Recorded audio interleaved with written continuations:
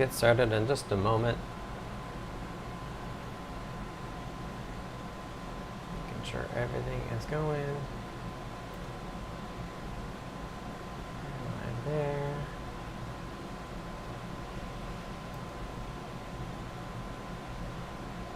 Hello, interwebs. There we go. Live on YouTube.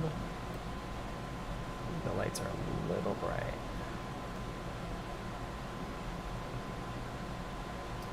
Say hello in the chats. No, DCD is going to be a smidge late. I think we're going. I know I'm a little early. Okay, these lights are a little bright for me.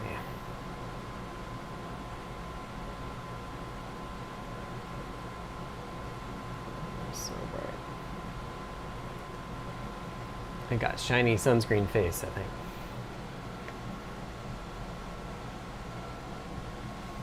Hello, is anyone out there? Can you hear me?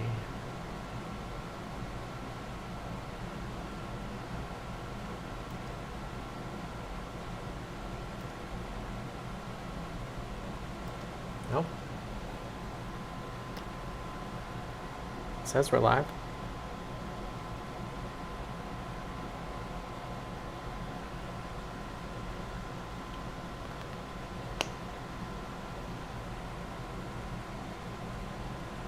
I guess I'll wait until I hear from somebody.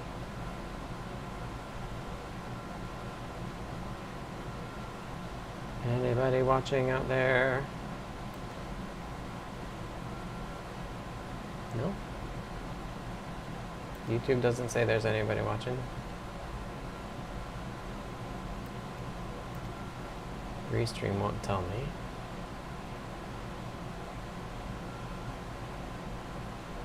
Looks like we're on Twitch and YouTube and Facebook.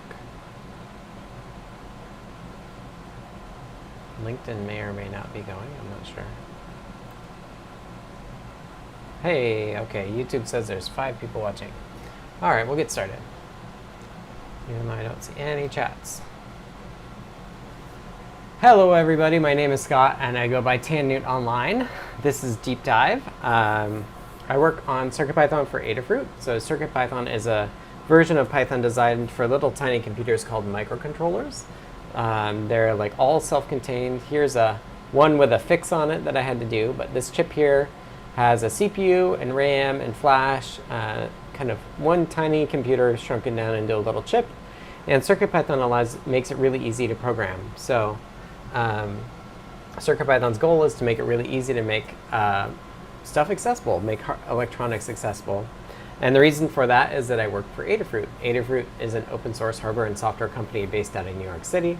I work remotely for them, so here I am in Seattle working on it. And actually, you know what? I see only top chat. All messages. Oh, I still don't see one. All right, well. Yeah, so this is a deep dive. This is where I kind of show off whatever I've been working on.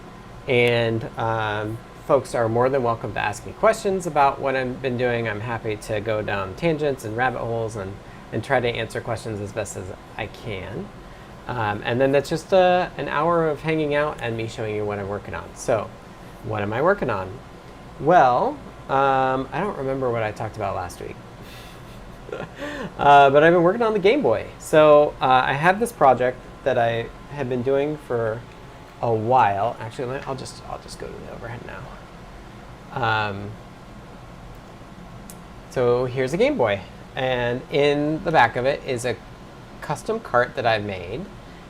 This is actually version 8 of this cart, and the idea is that by having a custom cartridge, we can actually run CircuitPython in the cart itself, and then you can write CircuitPython code to make a game for a Game Boy.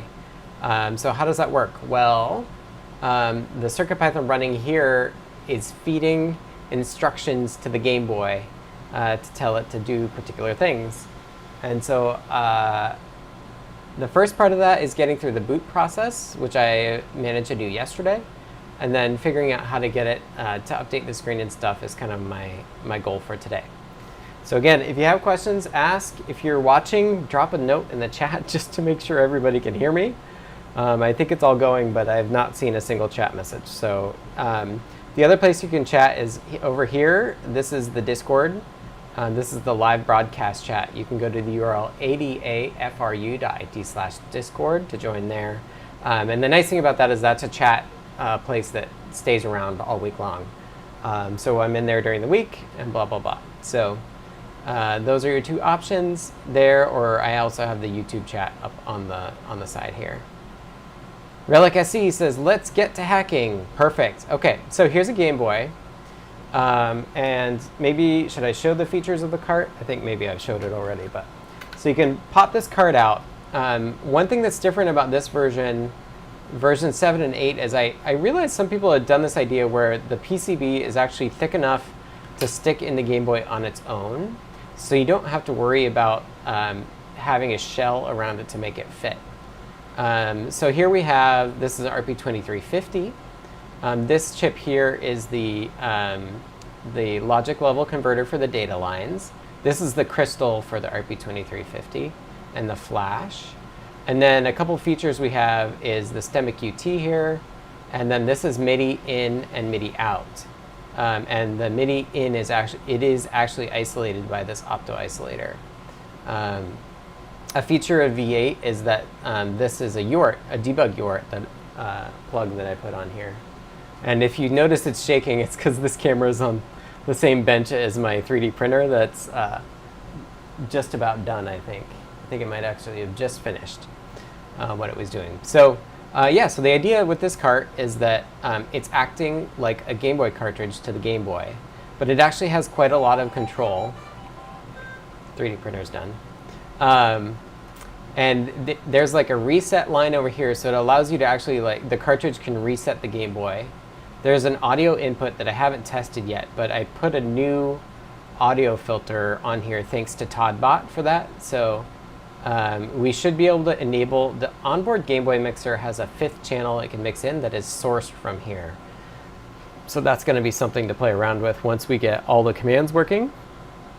So the idea is that you have a CircuitPython, a game written in CircuitPython here, and then you're saying, like, play the sound, put this on the screen, move this thing on the screen, all that sort of stuff. And it's issuing instructions to the Game Boy itself.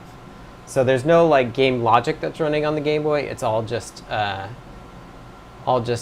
in the CircuitPython, and then the Game Boy, we're just kind of like telling it what to do. So I'll show you what I have working. So I'll just pop this in, and you do have to be a little careful to get it right. And then if I turn it on,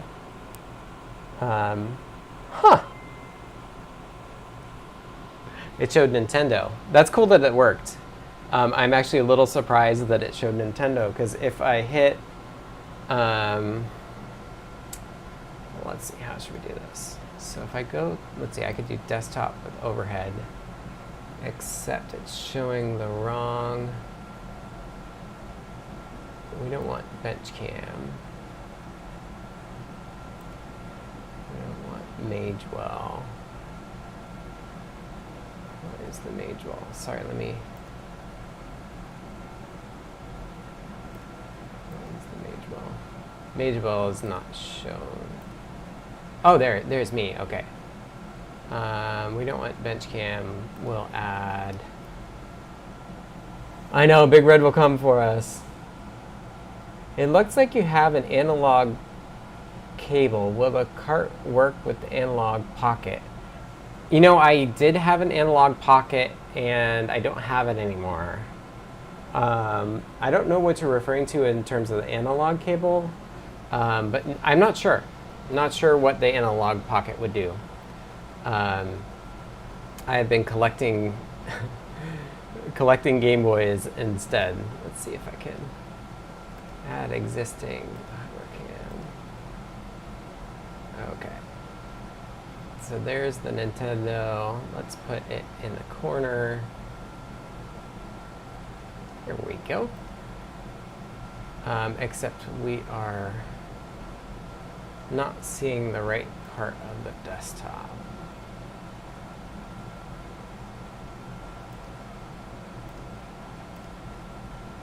think, sorry about this, I should have thought about this.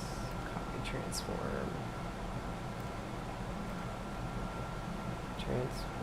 paste. Hey, there we go.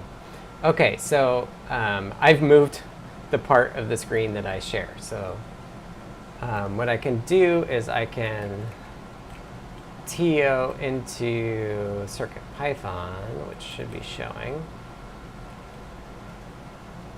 And now I have a REPL, so this is on here. And I can do gbio.reset GameBoy. And it drives the reset line. And now it shows Adafruit. Let me show the overhead. And it's going to print a bunch of debug stuff. So how does this work? Plugged into my cart currently. So I've got, this is plugged into the cart. This is a UART line, so that's the debug that we're seeing. And then this is just a USB-C to my computer cable. And I can. So the way this logo trick works is that the like bootloader of the Game Boy itself will read a portion of memory, and it will read it to display. So that's what the Nintendo is. But then it reads it a second time to make sure that it says Nintendo, so that it's like legitimate. And because we're being a dynamic cart, you can have it show you what you want first, and then the second time it's checking for Nintendo, you can return those bytes and get through. There's like a it reads the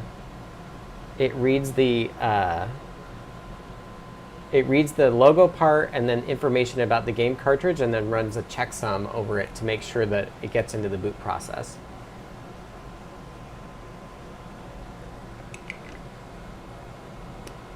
Oh, is it? Is that USB-C cable from analog? Oh, it is. Good eye. Yeah, so that's funny. I have I sold my analog pocket to my neighbor. He didn't ask me for the USB-C cable for it. That's a great idea. But I don't think I ever tried the cartridge with it. I could ask my neighbor if I could try it. So the other thing I was looking at is there's an RP2350 Game Boy cart that I've been following. So let's go back to the desktop and we'll do it with the overhead.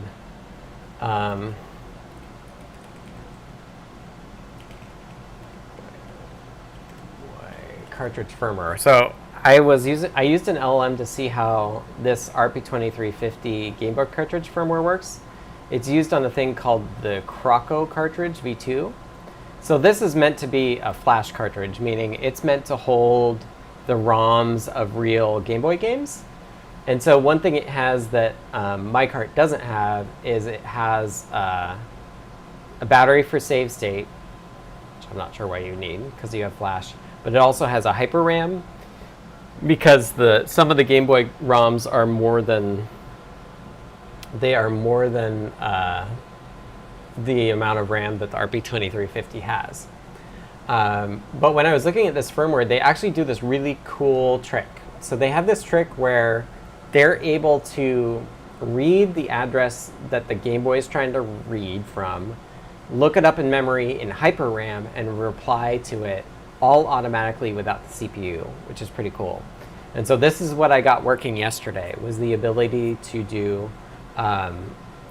all of that round trip from memory back to the Game Boy based on the address it was recommending. Oh, I think the battery is for an RTC. That makes sense. Yeah, Captain Codon, you know your stuff. So yeah, that's you're right. That makes sense for an RTC. And they have a micro SD card, which Lady Ada had asked me if I could fit a micro SD card on it, but I did not try. The older versions of the cart had MIDI, which I actually have this cool demo I did of like chaining multiple Game Boys together to play MIDI music, which is kind of neat. And I'd like to get that demo working again. So that's kind of where I'm at, is like I've managed to get this PIO to DMA back to PIO chain working all automatically. And it's pretty neat. So that's actually why the first time I turned it on, it showed Nintendo, is because the cart was turning on at a time that like CircuitPython wasn't expecting it to, but CircuitPython was still set up to basically like answer the reads that the Game Boy was doing. So like it had already switched to that memory from the Adafruit logo to the Nintendo logo, the logo bits there, and that's why it showed Nintendo instead of Adafruit.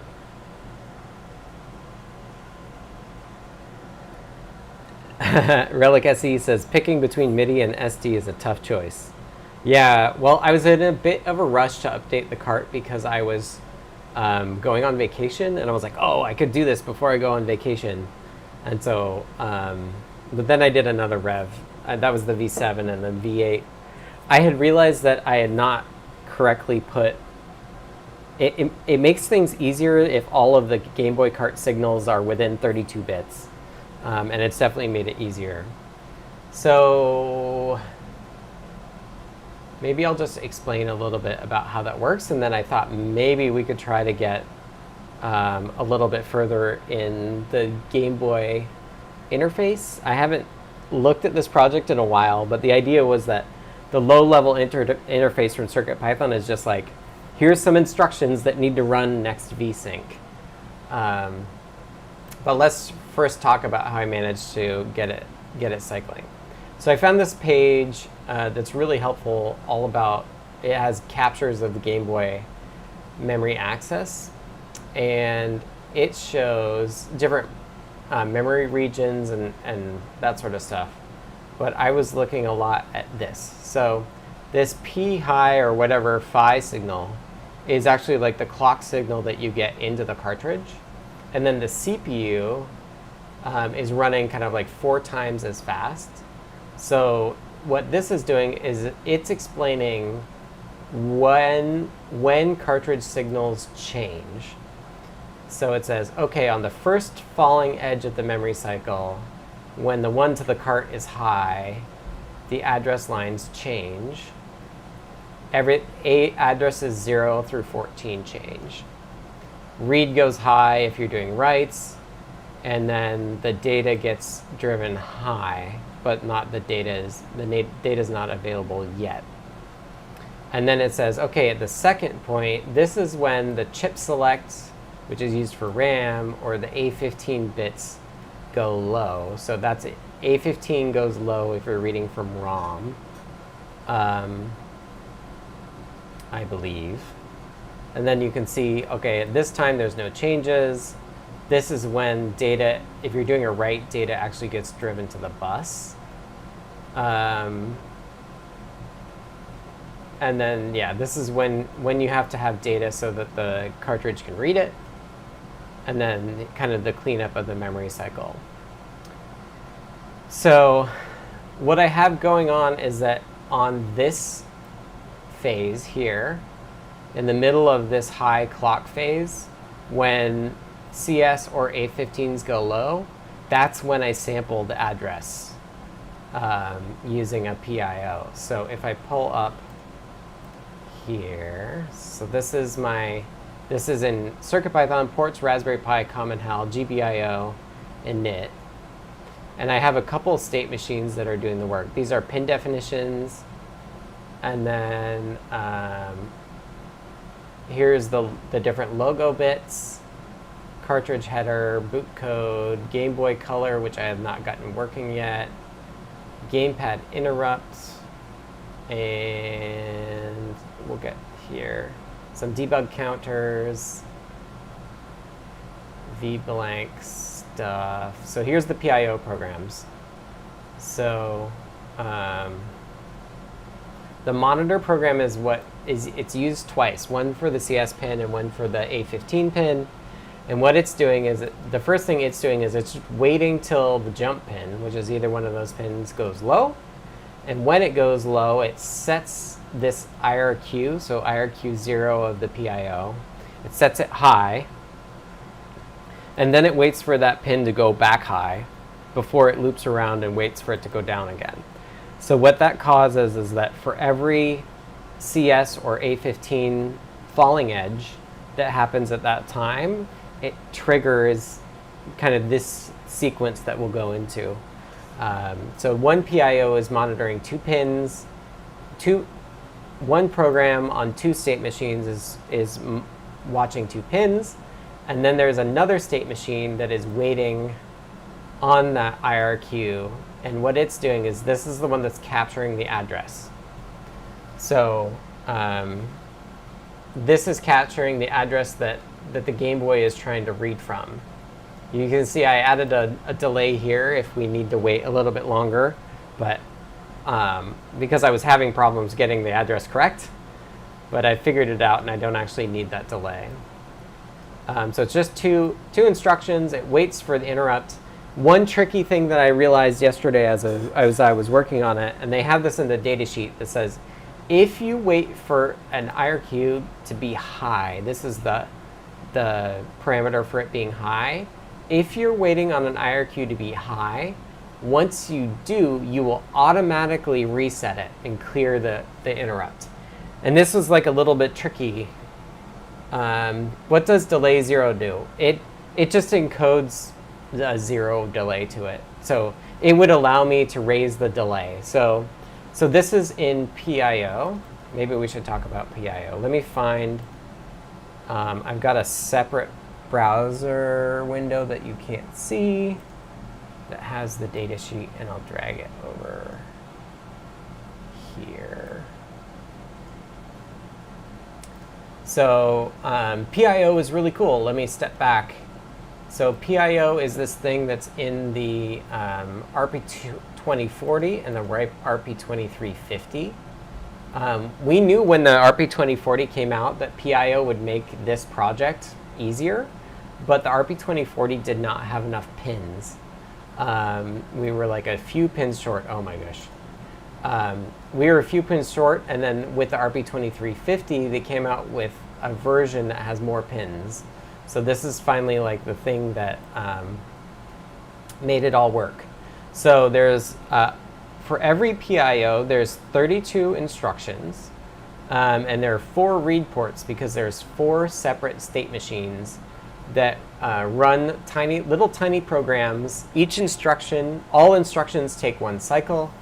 However, there are instructions that will stall if they're waiting on something. So there's 4 state machines. Each state machine has 4 entry transmit FIFO, 4 entry receive FIFO. And if you're actually doing one or the other, but not both, you can make it an 8 entry of each direction.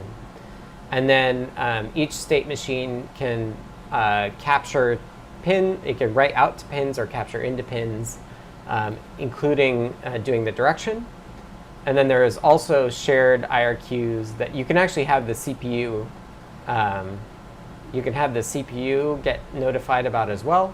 I'm not currently using that, but this IRQ state is shared amongst all the state machines. So I have like the first 2 are looking at pins CS and A15. State machine 2 is then saying like once the IRQ blips high, I wait for that, clear it, and then I capture the address into the FIFO, and it goes out the FIFO address, and we can talk about what happens after that. I realize my YouTube's not pulled up, so let me make sure. Is there any questions thus far about that? So what I was what the delay is doing there is that, so the first 2 state machines are watching for that falling edge, and then this wait will wait until that happens. If you add a delay, it will then count down that many cycles of the PIO state machine before it moves on to the next instruction. So that's a way of just saying like, oh, I'm just going to wait like a little bit of time before I actually do this input. So this input takes 16 bits, parallel bits, and captures them, and automatically it's set up to auto push. So it automatically takes those 16 bits and puts them into the receive FIFO. And again, please drop a note in the chat if you have questions about how this works. So the next trick is pretty cool, and this is one that I got from the Croco cart firmware. So the question is like, how do I look up the memory? How do I automatically look up the memory for the address that I just read? So you could imagine that, like, okay, I add an interrupt handler. It reads the data out of the PIO. It does the math of like, here's my pointer plus this amount, read it, and then shove it back down to the other PIO. But it turns out this cart does this trick, which is pretty cool. So the DMA peripheral of the DMA peripheral in the RP2350, I don't know if it's in the 2040. So if we pull up the peripherals here, I think DMA is under here. Changes from the RP2040, there's more channels. It doesn't look like it's new. So this is how you set up DMA. Is PIO encode in and other instructions CircuitPython specific, or is it part of the SDK? Those are part of the SDK. In fact, you may have seen that I had a definition for one of them, and that was actually snagged out of a newer version of the SDK. Like, we're a little bit behind, and so I had to actually like copy and paste one of the older implementations into there.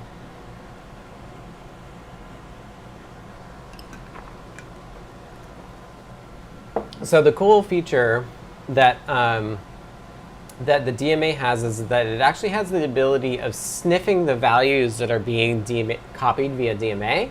And the reason that it has this is for checksumming, so that you can like automatically keep track of a checksum of data that's going through it. I don't know. It's probably under additional features here. Yeah, so CRC calculation. So the DMA can watch data from a given channel passing through the data FIFO and calculate checksums based on this data.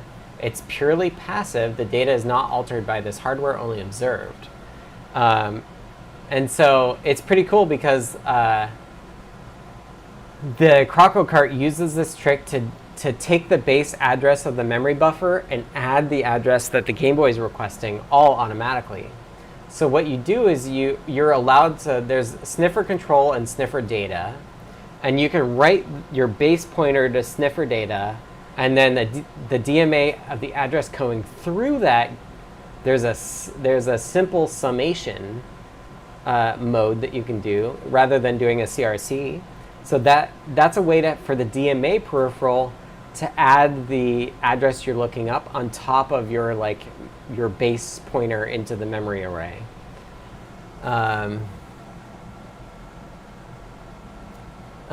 Skur says they tried to do a fun experiment with codecs implementing an Ethernet PIO controller. That'd be tricky. PIO is very, very, very cool. It's like the first real new peripheral that I've seen kind of in microcontrollers, and it's like, yeah, it's very cool. So what I have it done is that I have it set up so the summation is set up with the base pointer of my I'm doing a 64K memory array, which is what 16 bits can address. And I have the data address come in just into a ring buffer that I can look at if I want to, but it automatically gets added to there. And then when that address copy is done, a few things happen. And let's go back to the source code. So let's find, we are not to the output program yet. So let's talk about, so I had the LLM, I laid out what things I wanted to happen, and then I've had to go back in here and tweak them. So we have a DMA address channel. So this is copying from the PIO into memory via, kind of through the sniffer. And then that triggers a copy, another DMA channel that copies from the sniffer buffer into another channel setup. So the wild thing about the way that they want DMA to work in the RP2s at least is that you use one DMA channel to write the configuration of a second DMA channel. So this channel here is copying from the sniffer register, so the actual address that we want to read, from that sniffer register into the configuration of a different DMA channel, which then triggers that DMA channel to copy that memory address into the PIO, or like the data at that address into the PIO to output it back. Oh, John Park says, I have an analog pocket I will test with. Cool. I wonder how accurate their read timings are. They might be a little bit more aggressive with it. We might need to make them like add some delays or something. I don't know. So let me show you that setup instead of just going by channel number. So this is the address one. It's copying the 16 bits of address.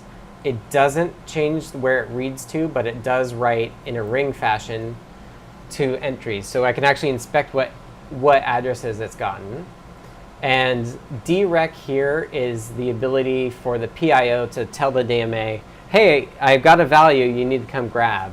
So that's what data request is. So it's saying like, grab it from the address state machine. And then chain 2 says, once you're done, what other channel do you kick off? And you can see that I'm also enabling the sniffer, which is doing a sum of the address here.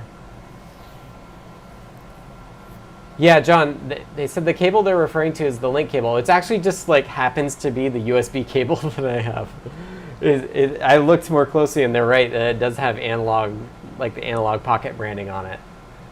Okay, so first DMA channel is copying the address in memory, but it gets sniffed to do the addition. And then we copy from the sniff data to the read address of the read channel. And there's trigger variants, so the trigger variants cause it to start up the DMA for that.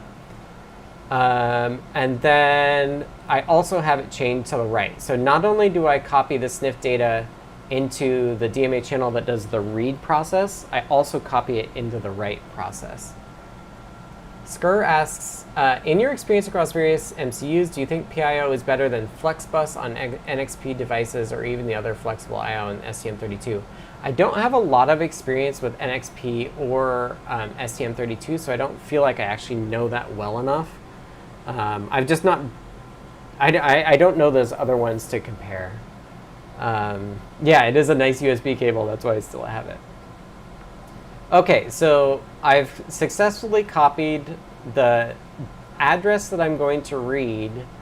I've added it together, and now I'm copying it into the DMA channel, which is this one. So it's copying, I've overwritten this. So this gets overwritten, and then it copies it back to the TX FIFO for the output PIO. Now, I haven't actually checked. One thing I haven't checked yet in this process is whether I'm actually reading or writing to the GameBoy, to the cartridge.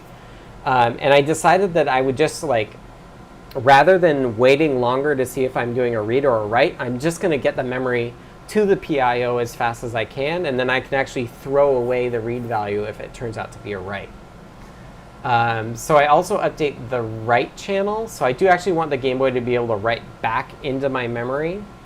And so that's what this is doing, is that it's copying the address from the sniffer to the write address of another DMA channel, which is the, like, if the PIO is actually decides that it's a write, it'll grab the data and throw it in its receive buffer, which I don't have working in now that no, this is okay. We always want to do that. And then it also triggers a reset channel. So one thing we also have to do is we have to copy the address, the base address of the buffer every address, because we don't want to do more than one summation. We only ever don't want to do one summation. So I'm copying the base address back into sniff data once I've copied that 2 places. I was pretty stoked to get this working, although it's like complicated. Okay, so we added the address together, and now we've copied it to the DMA channel for reading and for writing, and we've also triggered the write process, which do you have a block diagram that describes the flow of data instructions in the PIO state machines? I do not. That's a good idea, though. In fact, I wonder, let's try something. So here I have Pi here, and I'm running DeepSeek v4 Pro. Let's just prompt it and see what it can do. Draw a mermaid diagram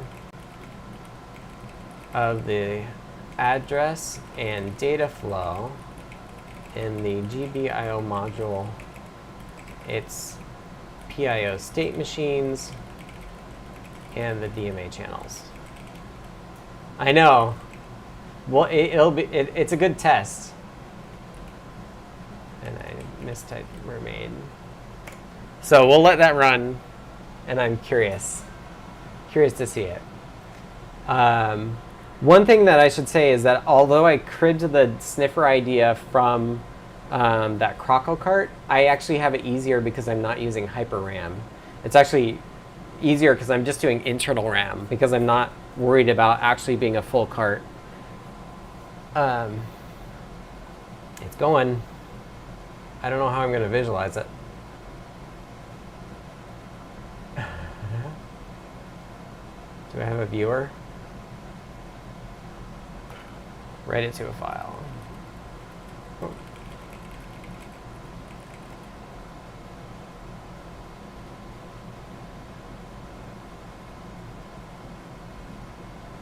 We'll see if it's right, since I'm just using words to describe it. Okay, the next DMA that we set up, this is the write DMA. This takes data from the PIO and writes it back into memory. And remember, this value that it's writing to gets overwritten automatically. And then I skipped over, or I showed the data one already. So those are all the different DMA channels that we have going on. So 1, 2, 3, 4, 5, 6. Sorry, I missed one. 6 different DMA channels, which is definitely the most I've used all at once. But I'm like pretty interested and excited about this use. And I haven't. The test or the thing that I got working yesterday was like I was worried how fast that round trip would be, but it seems.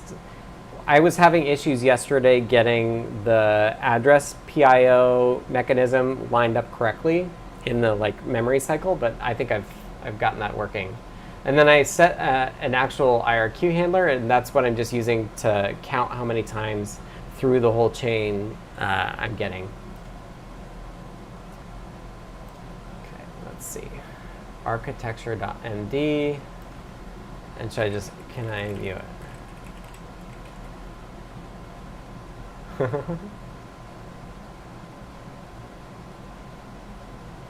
mermaid.live. You think it's right?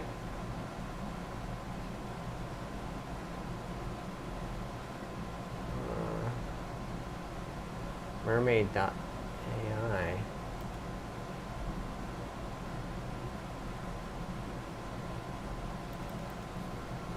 How do I clear it? Oh, it's not meant to be this small. New. Oh, come on. If I control minus, maybe I can see more. There we go.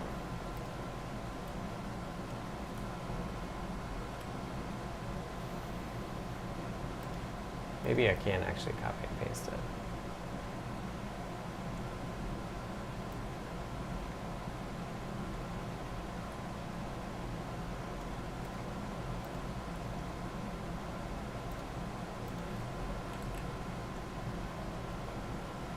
Maybe? Nope.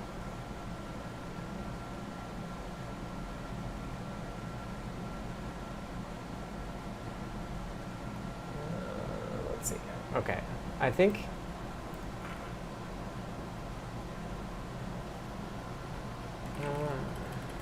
install mermaid. I don't think it's going to be able to do that. How do I install mermaid for Arch?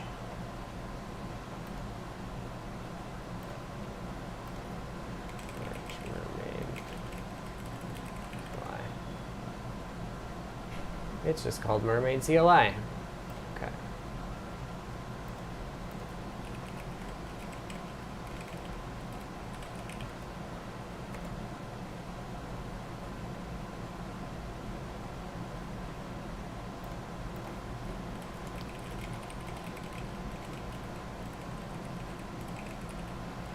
So I needed to fix it, so I'm going to do that.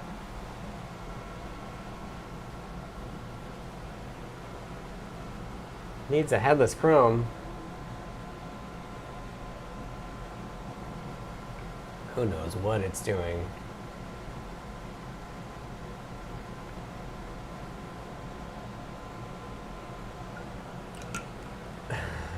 Can it not run it itself?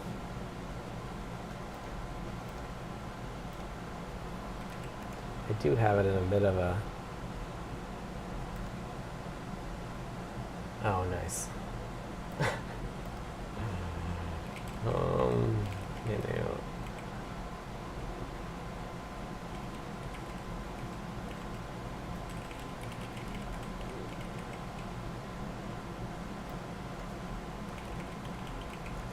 Hey, oh, there we go. Is that helpful? I don't know.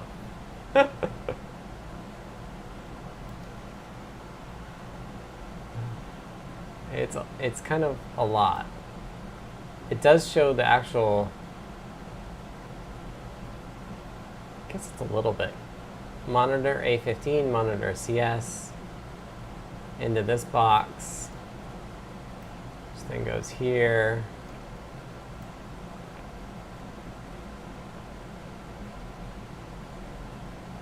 I don't know if that's easier or not. I feel like this is a case where, like, Captain Codon asks, are you using Ollama or your local framework for LLMs these days? Yeah, I'm using Ollama Cloud. I do have pretty good luck.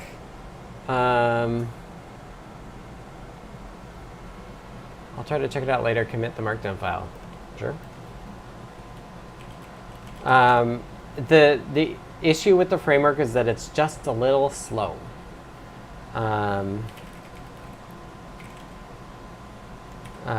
The DeepSeek Flash is what I'm running on it, and it works quite well. It's just like 10 tokens a second. And in fact, what we could do is, if you want to see it, we could do new session model DS4.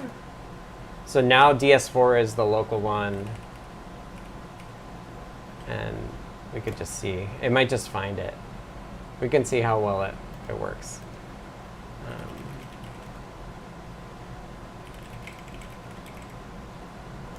LLM diagram. Whoops.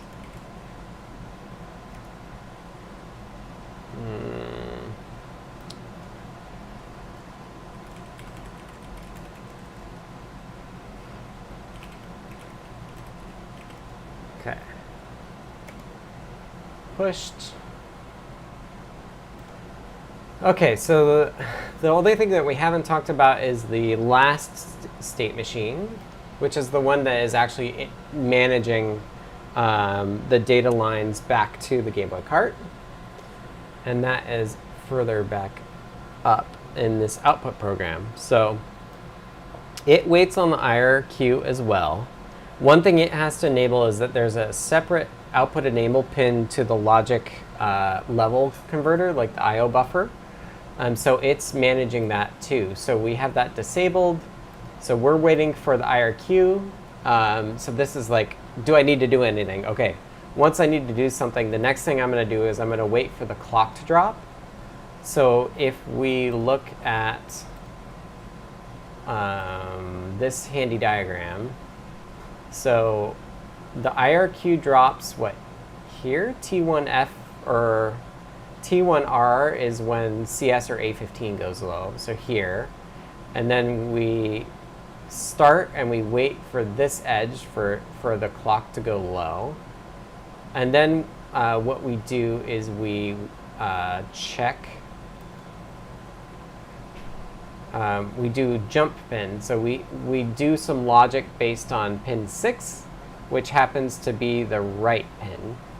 So if we're doing a write, then we do a pull. We wait for that data to the data to go out, and then we actually just throw it away. That's what this does, is throw it away. We still, even though we throw it away, we do set the output pins because we want data coming from the data bus to us. and then we capture it using the in. And then after we do that, we jump over the kind of other branch where we're giving a value back to the Game Boy. We wait for clock to go back high, and then we also have to do pin directions. So we set pins to be inputs again, even though in that talk about it, we're like inputs all the time. And then if we are answering a read, meaning we're actually writing a value back, we skip here. So we use move and not. So this is something that only the RP2350 can do. The PIO and the RP2040 can't do this, a move into the pin directions. So this changes all of the pins that are configured as outputs for the PIO to be outputs. And then we take the data out of there, and it's auto pull. So it'll wait until there's a value and output it to the pins. And then we wait for the clock to finish up, and then we do the cleanup, and we go around waiting for the IRQ again. Although we are waiting IRQ false. So that might actually be wrong. We probably want to wait for IRQ true. I wonder if that will make it work still. I think that's the way that the other one works as well.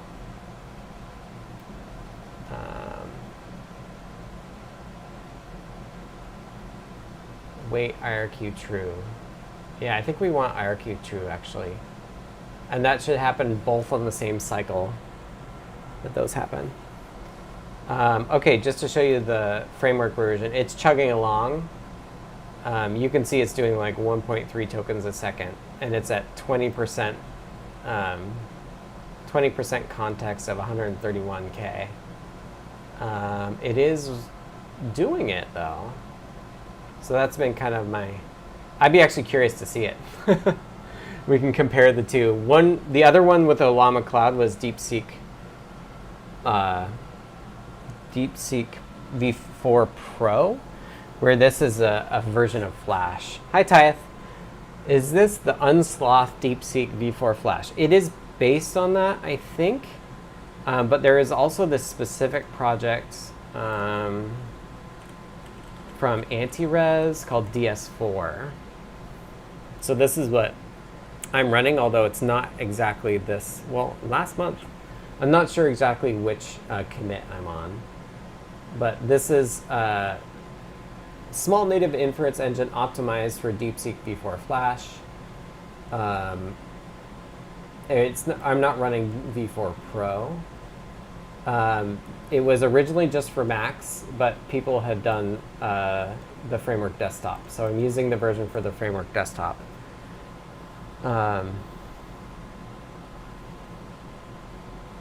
But yeah, they're targeting what you can run on 128 gigs of RAM. So yeah, this is what is chugging away right now. Yeah, and I wonder if that will still work. And I actually do, the thing that I got working, not yesterday, but the day before, was I actually have another PIO doing logic capture, basically. Because I was like, I need a way to make sure that and understand what's going on. So there's also, somewhere here, this feeder stuff is old. This is GPIO initialization, configuring the state machines. But I also do have this debug program that's running. So it is somewhere here. I gotta clean this up still before I get it merged in. Where's the debug program?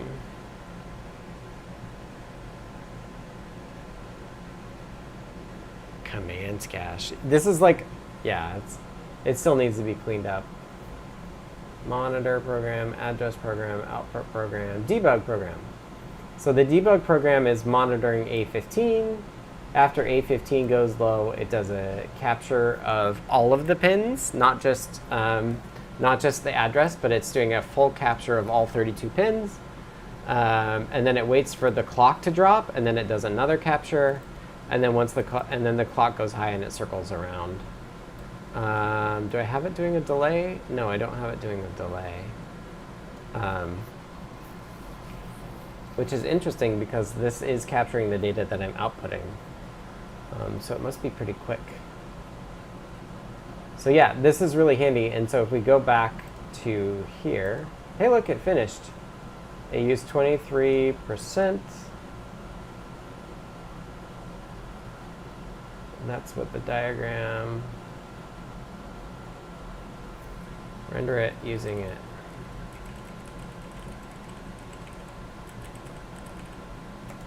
Render it using mermaid-cli. All right, we've got 10 minutes left, so I'm not going to actually be able to do a lot of work. So this is kind of like how it's gone for me, is like the DS4 on the framework is like totally enough, except that it's just slow. So it can do the work, it's just slow, which is cool. Captain Codon says, you mentioned that you're currently copying over newer snippets of the Raspberry Pi SDK. Are there any cool looking features in the 2.3 SDK that might provoke CircuitPython updating to the latest? I think so. There's actually, I saw Dan filed an issue. Like somebody was like, you're behind on this. So I think there is an issue for it. So if we just look at like Pico SDK, I think there's an issue for it now. It's on our list. Yeah. Including better sleep support is probably the one reason to do it.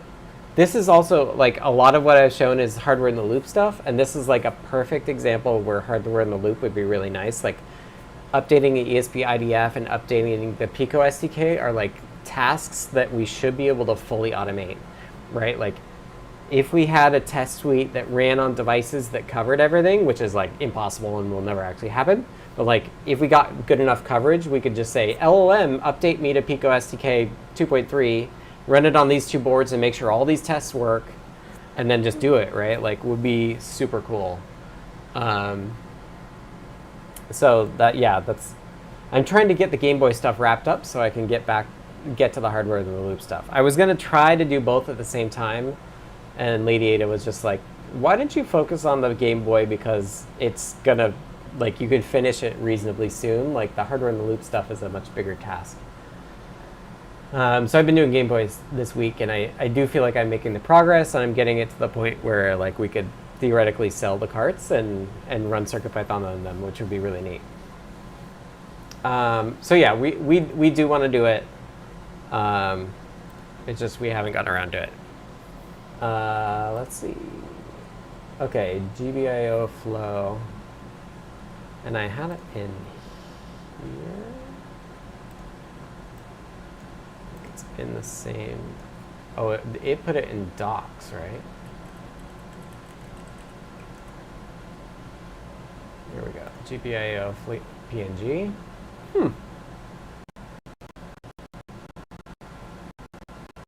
The sniffer in the sub mode. Sniffer watches this channel. I don't know if those are actually any easier to read. Both of these are like too detailed. Memory buffers. I think LLMs are quite bad at being lazy, so they just bias to show everything. There's the debug output. Yeah, I'm not sure if that's any more help. Game Boy bus signals. It's kind of an interesting thing, though. Like, it's not abstract enough to be helpful in my mind, but it's an interesting. Yeah, it's like overly detailed. Be more abstract instead of including all of the details. and simple or easier understanding. It may just make stuff up now. I don't know.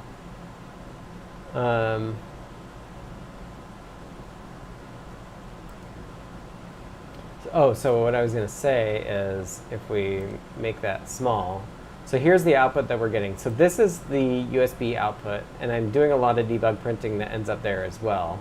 But I'm also doing the serial. I have the serial setup. And the serial setup is nice because you get earlier logging. You get earlier logging than if you do USB. So I had it outputting the program for debugging the encoding because I thought that might have been the problem. One problem I had was I was not actually setting up the GPIO pins to be controlled by PIO, and that was like one of the last bugs that I got. Like I was getting all the addresses in right, but I wasn't getting the data replying back. I've cleaned up some of this debug stuff, but this is the thing that's been really handy. So this is the output of the debug PIO that is watching the memory cycles. So you can see what the address is, the data that's hitting the bus, and actually twice. So you have like clock high and clock low. And then because I'm reading all 32 pins, and I can read actually the outputs that other like peripherals are doing. So I can like, turns out every peripheral can read data.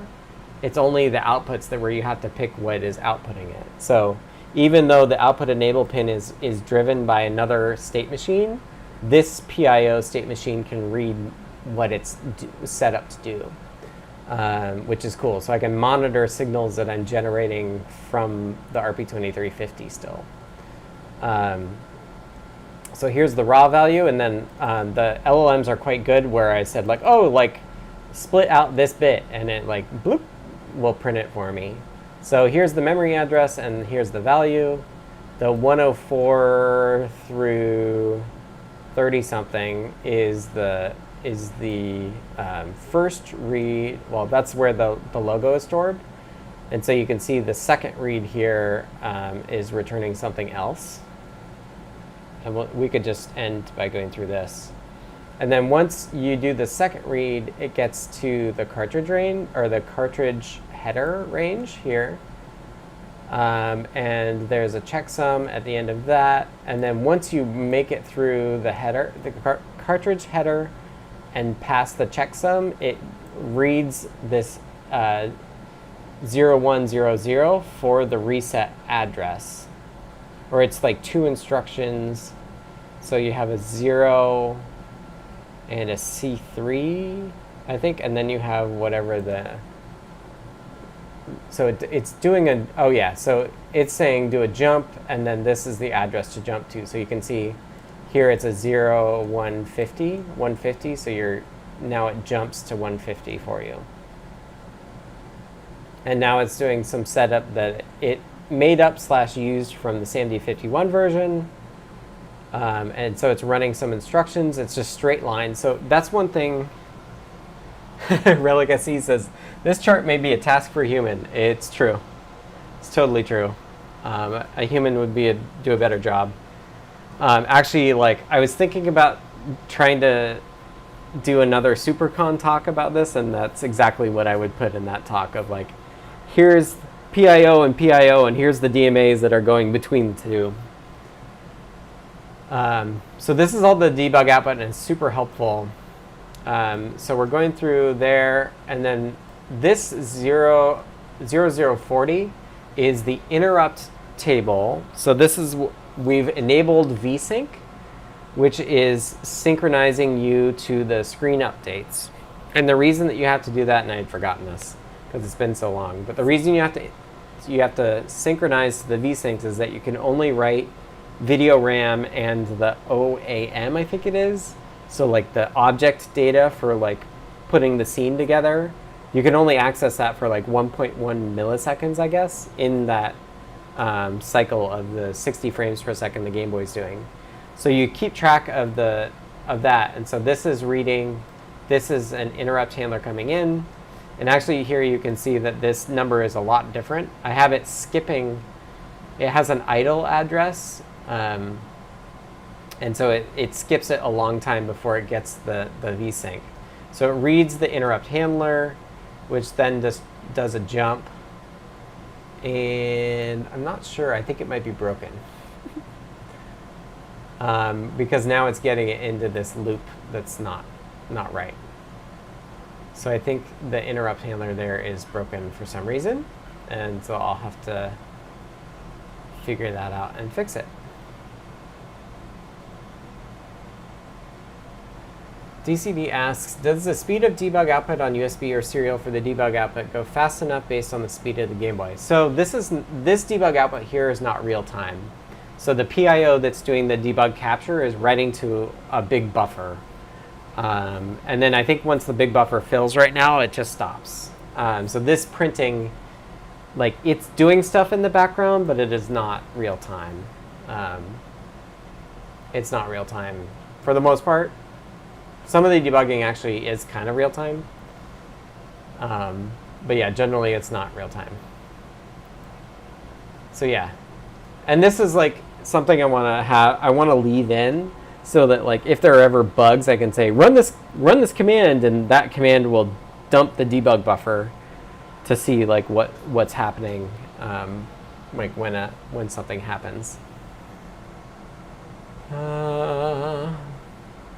Ty says, if a competing peripheral drove a pin stronger than the RP2, would PIO raw value, the 32-pin capture, show it, or instead show the intended written value from the RP2 perspective? I mean, if the RP2 is driving a pin and something else is driving it in a different value, like high or low, you actually have a short, and you're going to have maybe smoke. Maybe smoke? I don't actually know. And what value you read back depends on assuming more like a stronger pull up. Well, it depends on if you're doing pull ups or you're actually doing pushes, like if you're actually connecting. So the good diagram to think about that, and this is, well, I'll answer this, and if there are any other questions, we can keep going. I don't have a hard stop. I think, so this is like, the GPIO is actually kind of like a peripheral, and there's muxing here, and then there's output value, output enable, and input values that come from the I/O pad, and the I/O is the thing that really shows you. Maybe it's not under here. Oh, here we go. Here's the diagram of like the thing that the I/O pad is the thing that's talking to the outside world. So if you're doing an input, you're getting your signal in here, and it's going through this Schmidt trigger. So you can turn that on. Actually, there's a control for Schmidt trigger, I guess. Anyway, there's an input buffer. That's what this is. So you can decide whether you want the signal from the outside world coming in, and that will come in on this input data that then goes into your muxing. Although I/O doesn't really get muxed. It kind of like it just goes everywhere because everybody can pay attention to it. And then here's your output buffer, which you can also enable.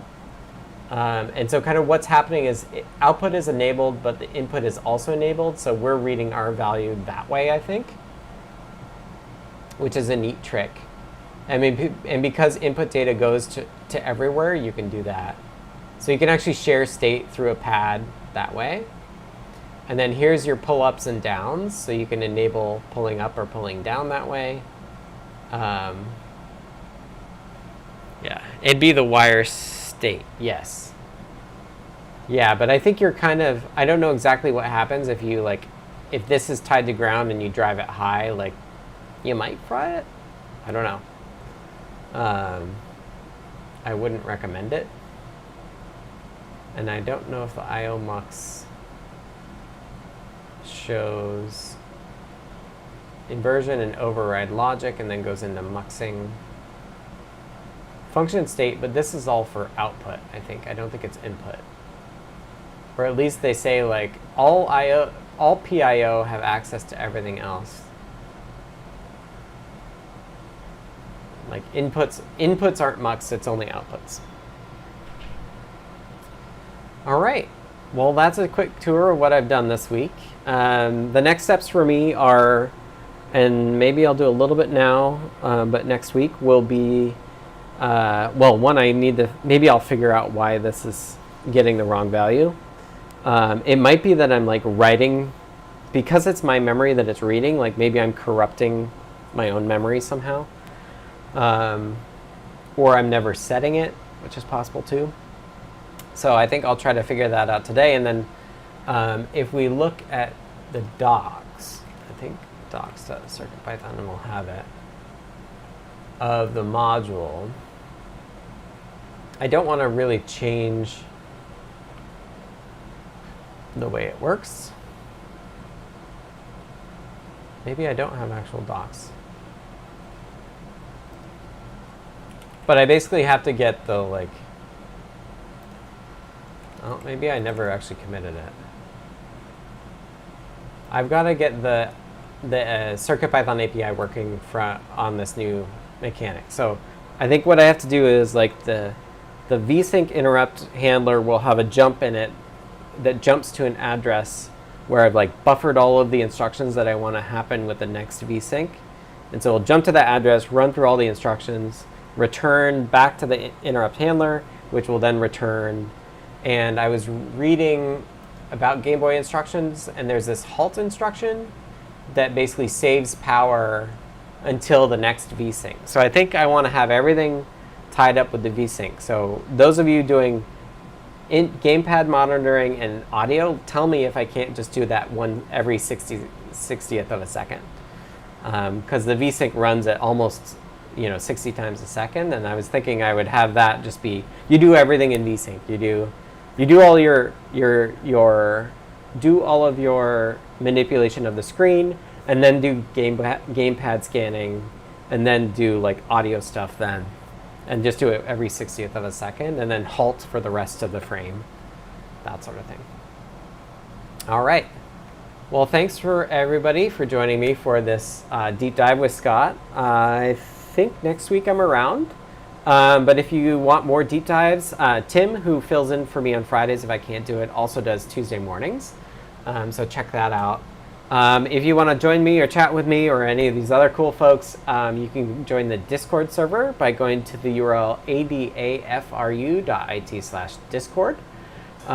Check that out. I think the plan for the Game Boy cart is to actually sell it in the Adafruit shop once we get it to a point where we're happy with it. So keep an eye out for that.